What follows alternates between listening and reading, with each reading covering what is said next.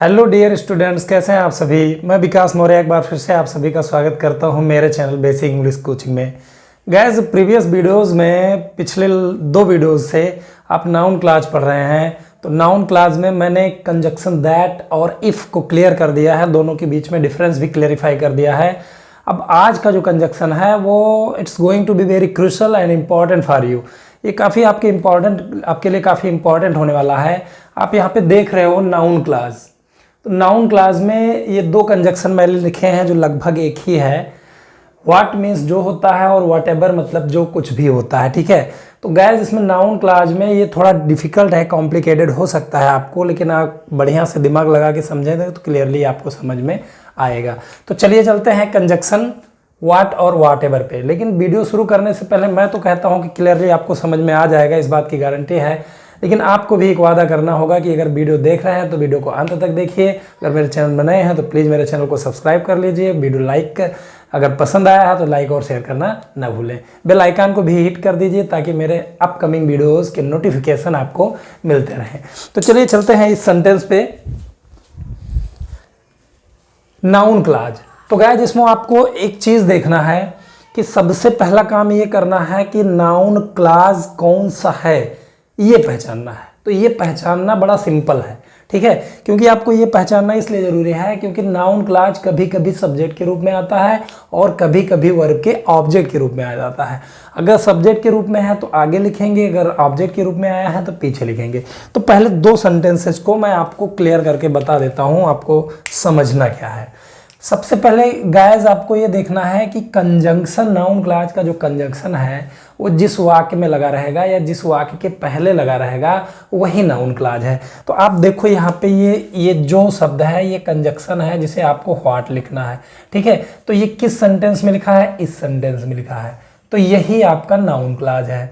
अब ये देखना है कि ये सब्जेक्ट के रूप में आया है कि ऑब्जेक्ट के रूप में आया है। तो अगर ये सब्जेक्ट के रूप में है तो हमने क्या करना है, इधर पीछे वाले सेंटेंस से सब्जेक्ट ढूंढना है, ठीक है। क्या और कौन का प्रश्न करके सब्जेक्ट मिलता है। निर्जीव चीज़ों के लिए क्या का प्रश्न किया जाता है और लिविंग थिंग्स के लिए, सजीव चीज़ों के लिए कौन का प्रयोग करते हैं। तो चलिए गाइस, जिसको समझते हैं। जो तुम कर रहे हो वह तुम्हारे लिए हानिकारक है। तो यहाँ से हम क्या का प्रश्न करेंगे? तुम्हारे लिए हानिकारक है क्या? तुम्हारे लिए हानिकारक है क्या? वाह। लेकिन ये एक फेक सब्जेक्ट है, ये एक झूठा सब्जेक्ट है, ये सब्जेक्ट है, ये नहीं है। आपको ये समझना होगा। जो तुम कर रहे हो वह तुम्हारे लिए हानिकारक है। हानिकारक है क्या? वह नहीं, जो तुम कर रहे हो, ये सब्जेक्ट है। एक्चुअली आपको यही बस समझना है कि दूसरे वाक्य के सब्जेक्ट के रूप में अगर नाउन क्लॉज आ जाएगा तो दूसरे वाक्य का जो फेक सब्जेक्ट है उसको हम नहीं लिखेंगे, बल्कि हम नाउन क्लॉज को सब्जेक्ट बना देंगे, ठीक है। तो गाइस, यहाँ पे तुम्हारे लिए हानिकारक क्या है? जो तुम कर रहे हो। तुम्हारे लिए हानिकारक क्या है? जो तुम कर रहे हो। यही सब्जेक्ट है और ये फेक सब्जेक्ट है, इसको हम नहीं लिखेंगे। तो जो कि अंग्रेजी हमने क्या किया, लिख दिया व्हाट। अब व्हाट ये क्वेश्चन वर्ड नहीं है कि इसके बाद हेल्पिंग वर्ब आएगी, ये कंजक्शन है। इसके बाद डायरेक्ट आपको सब्जेक्ट लिखना है। तुम कर रहे हो तो ये प्रेजेंट कंटिन्यूअस सिंपली आप बना लीजिए। यू आर, करना की अंग्रेजी डू होता है, उसमें जोड़ दीजिए ing। तो व्हाट यू आर डूइंग, जो तुम कर रहे हो, अब वह तुम्हारे लिए हानिकारक है। तो सब्जेक्ट तुमने लिख दिया, बस केवल है लिखना है आपको, ठीक है। तो है कि अंग्रेजी इज लिख देंगे। यहाँ पे सब्जेक्ट नहीं रहेगा, ये फेक सब्जेक्ट है, इसको नहीं लिखना है। सब्जेक्ट एक्चुअली ये है, ठीक है। तो what you are doing is, अब पहले कंप्लीमेंट लिखेंगे हानिकारक। हानिकारक की अंग्रेजी होता है हार्मफुल। अब ये लिखेंगे तुम्हारे लिए, तो एक प्रीपोजिशन है, फॉर लगा देंगे, फॉर यू। तो गाइस, ये सेंटेंस बन गया। तो आपने देखा कि ये इस सहायक क्रिया जो ये हेल्पिंग वर्ब है, इसका ये जो नाउन क्लॉज है ये सब्जेक्ट के रूप में आया है। तो अगर ये सब्जेक्ट के रूप में आता है तो इधर सहायक क्रिया या क्रिया लिखते हैं, सब्जेक्ट फेक सब्जेक्ट नहीं लिखते हैं और फिर सेंटेंस को बना देते हैं। तो यही आपको ध्यान रखना है। लेकिन यही नाउन क्लॉज जो है कभी कभी ऑब्जेक्ट के रूप में आ जाता है। लेकिन चलिए, जिस तरह सेंटेंस मैंने आपको समझाया है उस तरह एक सेंटेंस और समझते हैं। जो कुछ भी तुम सोच रहे हो वह बहुत बुरा है। अब बहुत बुरा क्या है, क्या का प्रश्न करेंगे तो तुम्हें जो है वो मिलेगा फेक सब्जेक्ट। जो कुछ भी तुम सोच रहे हो बहुत बुरा है, वह बहुत बुरा है। तो यहाँ से प्रश्न करेंगे क्या बुरा है, तो वह ये तो गलत सब्जेक्ट है, ये फेक सब्जेक्ट है। बहुत बुरा है क्या, जो कुछ तुम सोच रहे हो एक्चुअली ये सब्जेक्ट है, दिस इज द सब्जेक्ट, यानी नाउन क्लास सब्जेक्ट के रूप में आ गया है। ठीक है, तो नाउन क्लास सब्जेक्ट के रूप में आता है तो दूसरे वाक्य का जो सब्जेक्ट है उसको हम नहीं लिखते हैं, नाउन क्लास को सब्जेक्ट बनाते हैं, हेल्पिंग वर्ब लिखते हैं और कंप्लीमेंट लिख देते हैं। तो ये चलिए बनाते हैं इसको। जो कुछ भी की अंग्रेजी वॉट एवर लिख सकते हैं आप, यानी लिख दिए वॉट एवर। अब जो कुछ भी हो गया, तुम सोच रहे हो उसको बना दो यू, इसके साथ सहायक क्रिया आर लग जाएगा। सोचना की अंग्रेजी थिंक होता है, उसमें हम जोड़ देंगे ING। Whatever you are thinking. अब ये बनाएंगे बहुत बुरा है, वह लिखेंगे नहीं, सीधा हेल्पिंग वर्ब लिख देंगे। इज मतलब है बहुत बुरा, यानी वेरी बैड। बहुत आसानी से आराम से आप इन सेंटेंसेस को बना सकते हो और आप यहाँ पाओगे कि ये जो पूरा नाउन क्लॉज है एक्चुअली वही सब्जेक्ट था, इसलिए इस क्रिया के सब्जेक्ट के रूप में ये बना है, सहायक क्रिया के। लेकिन ऐसा नहीं है गाइस, जब नाउन क्लॉज ऑब्जेक्ट के रूप में आ जाता है तो पहले हमें दूसरा सेंटेंस लिखना होता है। ठीक है, इसको आप लिख लीजिएगा। अगर नाउन क्लॉज ऑब्जेक्ट के रूप में आ जाए तो पहले दूसरा सेंटेंस हम लिखेंगे और उसके बाद तब नाउन क्लॉज को क्रिया का ऑब्जेक्ट बना देंगे। चलिए समझते हैं, तब ये समझ में आएगा। आप देख रहे थे कि यहाँ पर इस दूसरे वाले उपवाक्य का जो सब्जेक्ट है ये इधर नाउन क्लॉज है, इसलिए हमने वह शब्द नहीं लिखा था क्योंकि ये फेक सब्जेक्ट है। लेकिन अब इस सेंटेंस में समझिए, मैंने जो कुछ देखा है वह मैं तुम्हें बता सकता हूँ। तो यहाँ से अगर हम सब्जेक्ट ढूंढें तो एक्चुअली नाउन क्लॉज सब्जेक्ट के रूप में नहीं आएगा। देखिए, बता सकता हूँ यानी कौन बता सकता है, मैं, ये सब्जेक्ट है। ये अगर ये सब्जेक्ट है गाइज तो आपको समझना है कि फिर ये सब्जेक्ट नहीं हो सकता है, तब ये ऑब्जेक्ट के रूप में आया है। तो समझिए, जो मैंने जो कुछ देखा है वह मैं तुम्हें बता सकता हूँ, कौन बता सकता है, मैं। फिर हम क्रिया लिखेंगे बता सकता हूँ, फिर किसको बता सकता हूँ, तुम्हें। फिर क्या बता सकता हूँ का प्रश्न करके ऑब्जेक्ट ढूंढेंगे तो उत्तर क्या मिला, देखिए, बता सकता हूँ क्या, वह नहीं, वह तो फेक है, ये फेक ऑब्जेक्ट है, इसको हम नहीं लिखेंगे, इसको नहीं लिखेंगे। बता सकता हूँ क्या, बता सकता हूँ मैंने जो कुछ देखा है, तो ये ऑब्जेक्ट के रूप में आया है, इसलिए पहले हम इधर वाला सेंटेंस बनाएंगे। ठीक है, तो ये बनाइए, मैं तुम्हें बता सकता हूँ, आई कैन टेल यू, मैं तुम्हें बता सकता हूँ। अब क्या बता सकता हूँ, जो कुछ मैंने देखा है, यानी जो कुछ पहले हम ये लिखेंगे, जो कुछ की अंग्रेजी वॉट एवर लिख सकते हैं आप, I can tell you whatever. अब मैंने देखा है, ये प्रेजेंट परफेक्ट है, इसको बना दीजिए, टेंस आना चाहिए, अगर टेंस नहीं जानते हो तो बेकार हो इंग्लिश में। वॉट एवर आई हैव, देखना की अंग्रेजी सीन होता है। तो गाइज एक बार मैं आपको फिर से क्लियर कराए दे रहा हूं कि अगर नाउन क्लास सब्जेक्ट के रूप में आता है तो फिर ये सब्जेक्ट के रूप में लिखा जाता है, उसके बाद हेल्पिंग वर्ब आती है। लेकिन अगर नाउन क्लास ऑब्जेक्ट के रूप में आ जाता है तो वो पीछे चला जाता है और दूसरा सेंटेंस पहले बन जाता है।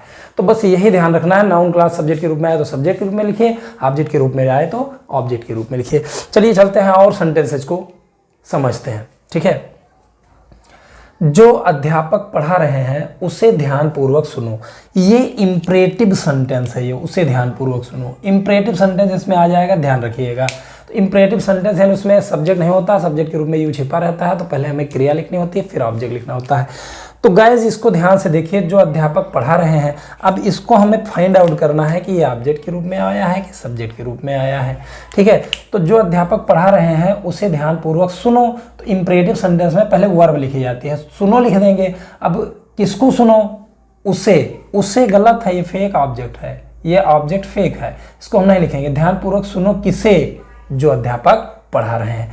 तब क्लियरली ये ऑब्जेक्ट के रूप में आया है तो हम इसे ऑब्जेक्ट के रूप में लिखेंगे। पहले ये लिखिए, सुनो यानी लिसन, लिसन के साथ टू जरूर लगता है। लिसन यानी सुनो, क्या सुनो, जो अध्यापक पढ़ा रहे हैं, लेकिन उससे पहले ध्यानपूर्वक लिख देंगे, लिसन केयरफुली। अब ये हम लिखेंगे जो अध्यापक पढ़ा रहे हैं, तो इसके साथ लिसन के साथ टू लगता है क्योंकि ये फ्रेजल वर्ब है। लिसन केयरफुली टू व्हाट, जो कि अंग्रेजी व्हाट हो जाएगा। पहले इधर वाला सेंटेंस हम इसको बनाएंगे इधर। अब अध्यापक पढ़ा रहे हैं, इसको बना दीजिए, प्रेजेंट कंटीन्यूअस है, द टीचर।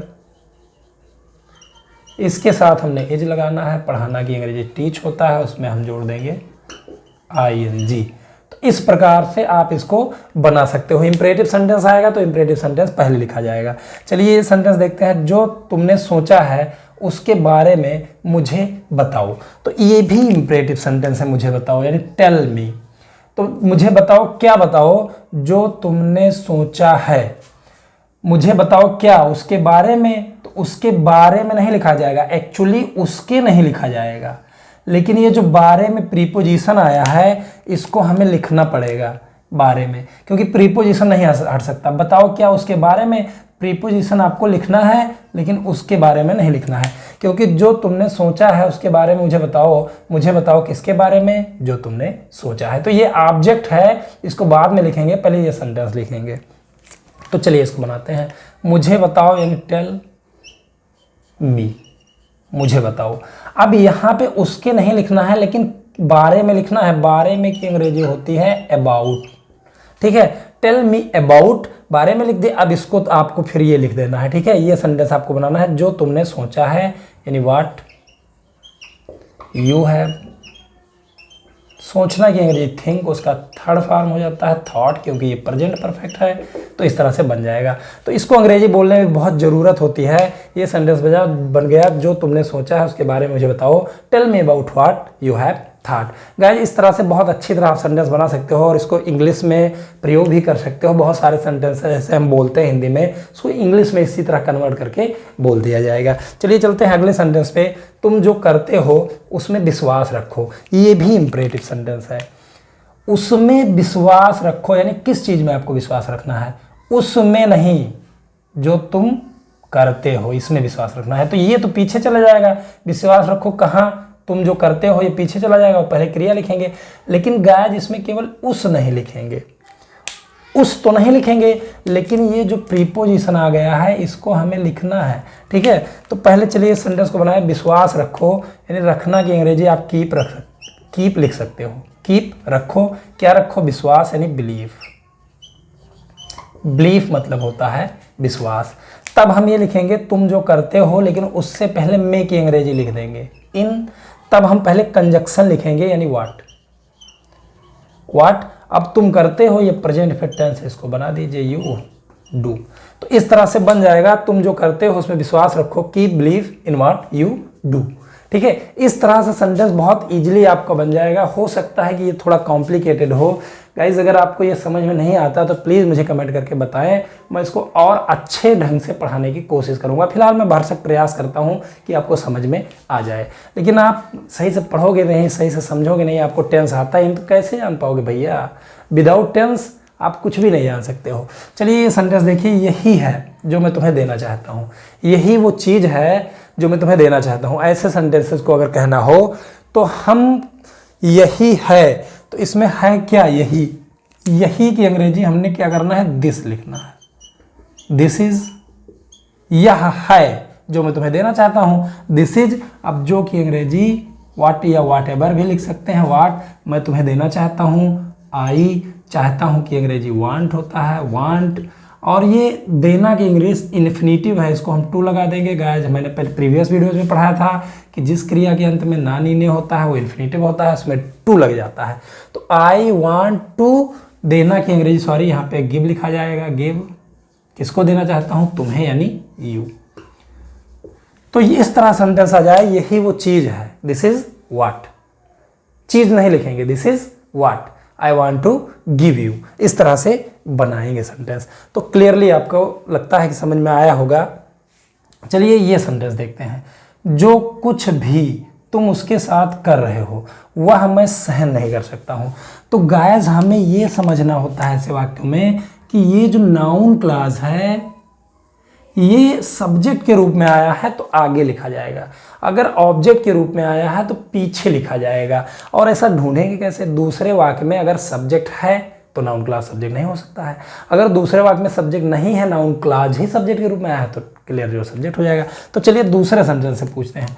वह मैं सहन नहीं कर सकता। कौन नहीं सहन कर सकता? मैं, ठीक, ये सब्जेक्ट है। इसका मतलब यहीं पे क्लियर हो गया कि ये नाउन क्लॉज ऑब्जेक्ट है। अब सहन नहीं कर सकता हूँ, क्या सहन नहीं कर सकता हूँ?